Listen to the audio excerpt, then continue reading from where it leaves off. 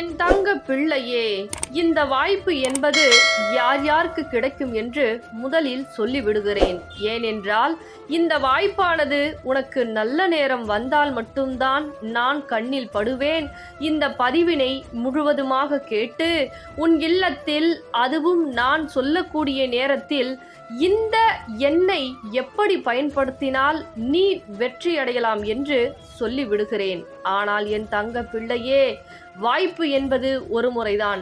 வாழ்க்கையில் வாய்ப்பை ஏற்படுத்தி கொடுக்கத்தான் இந்த வாராகி தாயானவள் உன் இல்லம் தேடி நான் வந்து உனக்கு வாய்ப்பை உருவாக்கி கொடுக்கிறேன், நீ கேட்டதை நடத்தி கொடுக்கிறேன், நான் சொல்லக்கூடிய சில விஷயத்தை மட்டும் கடைபிடித்தால் போதும் என என்னுடைய தங்க பிள்ளைக்கு இந்த வாராகி தாயானவள் சொல்ல வந்திருக்கிறேன். அதனால் இந்த வாய்ப்பு என்பது கேட்கக்கூடிய ஒவ்வொரு தங்க பிள்ளைகளுக்கும் வெற்றி என்பது நிச்சயம். இது இந்த வாராகி தாயின் சத்திய வாக்கு. ஆனால் இதையெல்லாம் செய்தால் நடக்குமா என்று அலட்சியம் செய்பவர்களுக்கு எண்ணம் போலே வாழ்க்கை அமையும். ஆனால் என் தங்க பிள்ளையே, இது மற்றவை போன்றது கிடையாது. ஏனென்றால் இந்த தாய் ஒரு விஷயத்தை சொல்கிறேன் என்றால் அதை நீ அப்படியே கடைபிடித்தாய் என்றால் நிச்சயமாக உன் வாழ்க்கையில் அது நடக்கும், நடந்தே தீரும். இதில் எந்த மாற்றமும் கிடையாது. ஆனால் என் தங்க பிள்ளையே, நீ எனக்காக தீபத்தை ஏற்றி தினந்தோறும் கண்ணீர் வடித்து கொண்டு, தாயே எனக்கு எந்த வாய்ப்பாவது கொடுங்கள், என் வேண்டுதலை நிறைவேற்றி வையுங்கள் என்று நீ கண்ணீர் வடித்து கொண்டிருக்கிறாய். அதனால்தான் இன்று என்னுடைய தங்க பிள்ளைக்கு மிக சிறப்பான விஷயத்தை சொல்லி கொடுத்து என்னுடைய தங்க பிள்ளையை நல்ல மனதோடு, அதே போல் தைரியத்தோடு, சில விஷயத்தில் குழப்பத்தில் இருந்து விலக்கி நான் கொடுக்கலாம் என்று முடிவு செய்துவிட்டேன். ஆனால் என்னுடைய முடிவை ஏற்படுத்தி உன் வாழ்க்கையில் பயன்படுத்தி கொள்வதும் வாய்ப்பை தவற விடுவதும் உன்னுடைய பொறுப்பில் விட்டு விடுகிறேன். ஏனென்றால் எப்பொழுது என் மீது நம்பிக்கை வருகிறதோ அப்பொழுதுதான் இந்த பதிவை நீ முழுவதுமாக கேட்கவும் முடியும், நான் சொல்லியபடி உன் இல்லத்தில் நீ விடிய காலையில் செய்யவும் முடியும். ஆனால் என் தங்க பிள்ளையே, கடுகளவு கூட உன் மீது எனக்கு நம்பிக்கை இல்லாமல் இல்லை. ஆனால் கடுகளவு கூட என் மீது உனக்கு நம்பிக்கை இருந்தால்தான் இந்த விஷயத்தை நீ செய்ய முடியும் என்பதை இந்த பதிவின் மூலமாக என்னுடைய தங்க பிள்ளைக்கு நான் சொல்ல போகிறேன். என்ன என் தங்க பிள்ளையே, தைரியமாக கேட்கவும் தைரியமாக செய்யவும் நீ தயாராக இருக்கிறாயா? தயாராக இருந்தால், தாயே நான் தயாராக இருக்கிறேன் என்று கேட்கக்கூடிய ஒவ்வொரு தங்க பிள்ளைகளும் எனக்காக குறு மெசேஜை அனுப்பி வைத்துவிட்டு தயவு செய்து கண்களை மூடி கேட்க வேண்டும். நிச்சயமாக நான் சொல்லியபடிதான் நீ செய்ய வேண்டும். இதில் எந்த மாற்றமும் கிடையாது. ஏன் தெரியுமா? ஒவ்வொரு விஷயமும் உன் வாழ்க்கையை மாற்றுவதற்காக நான் வந்து சொல்லி கொண்டிருக்கிறேன். அப்பொழுது எவ்வளவு கவனமாக இருக்க வேண்டும் என்பதை நீ தெரிந்து கொள்ள வேண்டும். கவனத்தை சிதறடித்தது, ஏமாற்றம் அடைந்தது, துரோகம் செய்தது அனைத்தையுமே மறந்துவிட்டு இந்த பதிவினை கேள். மாற்றம் நிச்சயம். இது இந்த தாயின் சத்திய வாக்கு என் தங்க பிள்ளையே. இன்று இந்த பதிவு எப்படி நீ கேட்கிறாய் என்றால் உனக்கு நல்ல நேரம் தொடங்கியதால் தான் கேட்கிறாய். ஏன் தெரியுமா? ஒவ்வொரு நாட்களும் கஷ்டங்களும் கவலைகளும் உன் வாழ்க்கையில் அதிகரித்து விட்டது. ஒவ்வொரு தருணமும் ஏமாற்றக்கூடிய மனிதர்களோடு நீ பழகி வாழ்க்கையில் பல விஷயத்தை இழந்துவிட்டாய். இனிமேல் உன் வாழ்க்கையில் ஏமாற்றத்தை நீ சந்திக்க கூடாது. அதற்காக மனதளவிலும் உடலளவிலும் நீ தைரியமாக இருக்க வேண்டும். ஒவ்வொரு தருணத்திலும் ஒவ்வொரு விஷயத்திலும் உஷாராக இருக்க வேண்டும். ஏனென்றால் இனிமேல் ஒவ்வொரு தருணத்திலும் உன்னை நான் கண்காணித்து கொண்டே இருப்பேன். என்ன செய்கிறாய், எதை செய்கிறாய், ஒவ்வொரு விஷயத்திலும் எதை நீ எப்படி நடந்து கொண்டிருக்கிறாய் என்று ஒவ்வொரு விஷயத்தையும் நான் கண்காணித்து கொண்டே இருப்பேன். ஏதாவது ஆபத்தான வழியோ அல்லது தவறான பாதையோ தவறான நபரோ நீ அவர்களுடன் பழகினால் நிச்சயமாக காட்டி கொடுப்பேன். ஆனால் அந்த நேரத்தில் உன்னுடைய மனக்கட்டுப்பாடு என்பது மிக மிக அவசியம். தாயே அவர்கள் நல்லவர்கள், ஏமாற்றவில்லை என்று கடுகளவு நீ உன் மனதை மாற்றினாலும் அந்த இடத்தில் மிகப்பெரிய ஏமாற்றம் அடைந்து விடுவாய். அதனால்தான் உன்னுடைய எதிர்காலம் எப்படி இருக்க போகிறது, உன்னுடைய நிகழ்காலம் எப்படி இருக்க போகிறது, அப்படி என்று உன் வாழ்க்கையில் நான் வந்திருக்கிறேன்.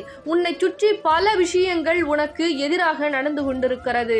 பல உறவுகள் இருந்தாலும் உன்னை கீழே தள்ளிவிட்டு உன்னுடைய இல்லத்திலும் உன்னுடைய ஆணையின்படி அனைத்து விஷயத்தையும் அவர்கள் செய்ய வேண்டும் என்று நினைத்து கொண்டு எப்படியாவது உன் கதையை முடித்துவிட வேண்டும் என்று கங்கணங்கள் கட்டி கொண்டிருக்கிறார்கள். இதையெல்லாம் தெரிந்துதான் உனக்கு எவ்வளவு உறவுகள் இருந்தாலும் நீ அனாதையாக வாழ்ந்து கொண்டிருக்கிறாய் என்பதனால்தான் இந்த அன்னை உன்னை காப்பாற்ற வந்திருக்கிறேன் என்பதை மறந்து விடாதே. சில வேண்டுதல்கள் நடக்கவில்லை என்று கவலைப்பட்டு கொண்டிருக்கிறாய். அதனால் நான் சொல்லக்கூடிய நேரத்தில் நான் சொல்லக்கூடிய விஷயத்தை நீ தைரியமாக செய்ய வேண்டும். எப்படி செய்ய வேண்டும்? தைரியமாக செய்ய வேண்டும். ஆனால் கண்ணீர் வடித்து கொண்டு செய்யக்கூடாது. இதையும் சொல்லிவிடுகிறேன் என் தங்க பிள்ளையே. கண்ணீர் வடிக்காமல் எனக்கு நடக்கும் என்று நம்பிக்கை வந்துவிட்டால் உனக்கு ஆனந்த கண்ணீர் தான் வரும். அதே போல் பயமான கண்ணீரோ அல்லது அலட்சியமாக நம் வாழ்க்கையில் இது நடந்து விட்டதே, இது நடக்காமல் போய்விடுமோ என்று அந்த காரியத்தை நீ செய்ய துவங்கும் பொழுதே இப்படியெல்லாம் உனக்கு நினைத்து கொண்டே இருந்தால் கண்ணீர் தான் வரும். அப்படி என்றால் இந்த காரியத்தை செய்யாதே. ஏன் தெரியுமா என் தங்க பிள்ளையை அப்படி சொல்கிறேன்? நம்பிக்கையோடு செய்பவர்களுக்கு மட்டுமே இது அனைத்துமே செய்யக்கூடிய அனைத்து விஷயங்களும் பலிக்கும். ஆனால் அலட்சியமாக இருந்து கொண்டு கண்ணீர் வடித்து கொண்டு கஷ்டத்தை நினைத்து கொண்டு ஏதோ செய்கிறோம், இது நடக்குமா நடக்காதா என்று பிறகு பார்த்து கொள்ளலாம் என்று ஒரு அலட்சியமாக நீ கடுகளவு நினைத்தாலும் செய்யாமல் விட்டு விடுவது சிறப்பான விஷயம். ஏன் தெரியுமா? நம்பிக்கை என்று நம் வாழ்க்கையில் நம் மீது முதலில் வைக்க வேண்டும். பிறகுதான் இந்த தாயின் மீது நம்பிக்கையை வைக்க வேண்டும். ஏன் தெரியுமா? உன் மீது உனக்கு நம்பிக்கை இல்லாத பொழுது இந்த உலகத்தையே உன் காலடியில் கொண்டு வந்து நான் சேர்த்தாலும் அல்லது நீ கேட்டதை சேர்த்தாலும் அது உனக்கு இருளில் தான் இருக்கும், வெளிச்சத்தில் பார்க்க முடியாது. அதனால் இருளில் இருக்கக்கூடிய உன் மனதை வெளிச்சத்திற்கு முதலில் கொண்டு வா. எப்படி கொண்டு வர வேண்டும்? தைரியமாக என் தாய் இருக்கிறார்கள், நான் அவர்கள் சொல்வதை செய்ய போகிறேன்.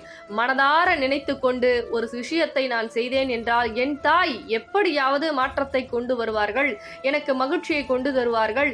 என்னுடைய சந்தோஷத்திற்காக தான் என் தாய் என்னை தேடி வந்து இப்பொழுது பேசிக் கொண்டிருக்கிறார்கள், அதை கேட்கவும் வைத்திருக்கிறார்கள் என்று உன் மீது உனக்கே நம்பிக்கை வந்தால்தான் நான் சொல்லக்கூடிய விஷயமாக இருக்கட்டும், செய்யக்கூடிய விஷயமாக இருக்கட்டும், எதுவாக இருந்தாலும் புரியும். ஆனால் இது எதுவுமே உனக்கு புரியவில்லை என்றால் இன்னும் உன் மனமானது கஷ்டத்தில் இருளில் மூழ்கி கொண்டிருக்கிறது. அல்லது இவர்கள் என்ன சொல்லி விடுவார்களோ, அவர்கள் என்ன செய்து விடுவார்களோ, இது நடக்குமோ நடக்காதா என்ற அந்த இருளான பயமானது உன் எண்ணத்திலும் சிந்தனையிலும் இருந்தால் நான் என்ன செய்தாலும் உனக்கு புரியாது. நீ கேட்ட விஷயத்தை உன் கண் முன்னே நான் நிறுத்தினாலும் கண்களை மூடி நீ இருளில் தான் மூழ்கியிருப்பாய். அதை மட்டும் தெளிவாக புரிந்து கொள் என் தங்க பிள்ளையே.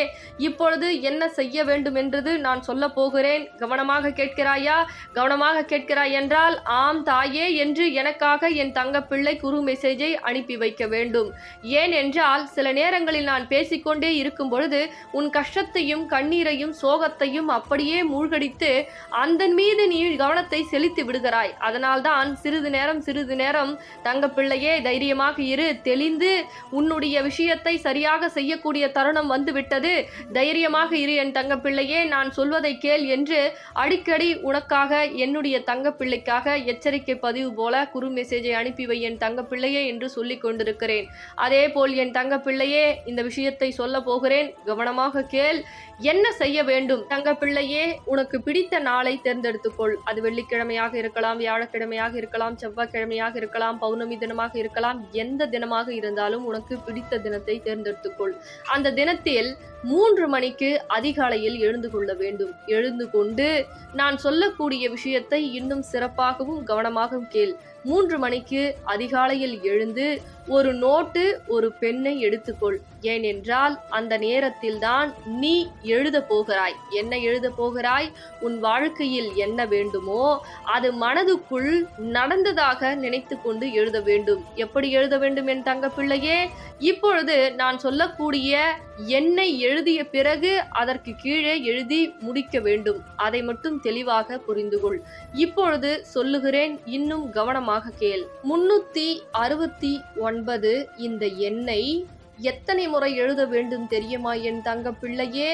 நோட்டு பெண்ணில் எடுத்துக்கொண்டு 369ஐ 33ஐ எழுதி வர வேண்டும். எப்படி எழுதி வர வேண்டும் என்றால், இந்த எண்ணை எழுதிய பிறகு என்னுடைய கடன் பிரச்சனை அனைத்துமே தீர்ந்து விட்டது, என்னுடைய வாழ்க்கை சந்தோஷமாக அமைந்து விட்டது என்று நடக்கக்கூடிய விஷயத்தை நடந்தார் போல் எழுத வேண்டும். என்ன என் தங்க பிள்ளையே, நான் சொல்வது உனக்கு புரிகிறதா? இப்பொழுது எனக்கு ஒரு பணத்தொகை வேண்டுமென்றால், எனக்கு 5 லட்சம் பணம் வந்துவிட்டது என் இல்லத்திற்கு என்று அந்த 369ஐ 33 முறை எழுதி வர வேண்டும். இது அதிகாலையில் 3 மணிக்கு எழுதி வர வேண்டும். 3 நாட்களுக்கு தொடர்ந்து எழுதி வர வேண்டும். 3 மணிக்கு அதிகாலையில் கண்டிப்பாக இந்த விஷயமானது நடத்தி உன் வாழ்க்கையில் கொடுப்பதற்காகவும், அதேபோல் நான் சொல்லக்கூடிய விஷயத்தை சரியான நேரத்தில் நீ எழுதிவிட்டால், நடந்தது போல் நீ எழுதி வந்தால் 3 மணி அளவில் நிச்சயமாக அந்த நேரத்தில் உனக்கு அனைத்துமே நடக்கும். அந்த நேரத்தில் உன் வாராகி தாயானவள் நிச்சயமாக உன் இல்லத்தை காத்து உன் உள்ளத்தை காப்பாற்றி, நீ நினைத்ததை என் தங்கப்பிள்ளை இவ்வளவு நம்பிக்கையாக இருக்கிறதே, இதை நிச்சயம் நான் செய்து கொடுக்க வேண்டும் என்று இந்த தாயின் அருளும் ஆசியும் உனக்கு நிறைந்திருக்கும். அதனால் என் தங்கப்பிள்ளையே, நான் சொல்வது புரிந்ததா? புரிந்தது என்றால் ஆம் தாயே என்று எனக்காக குறு மெசேஜை அனுப்பி வைத்துவிட்டு இந்த பொன்னான பதிவை மற்றவர்களுக்கும் பகிர்ந்துவிடு. இன்னும் கூடுதலாக உன் வேண்டுதல் நடக்கும் என் தங்க பிள்ளையே.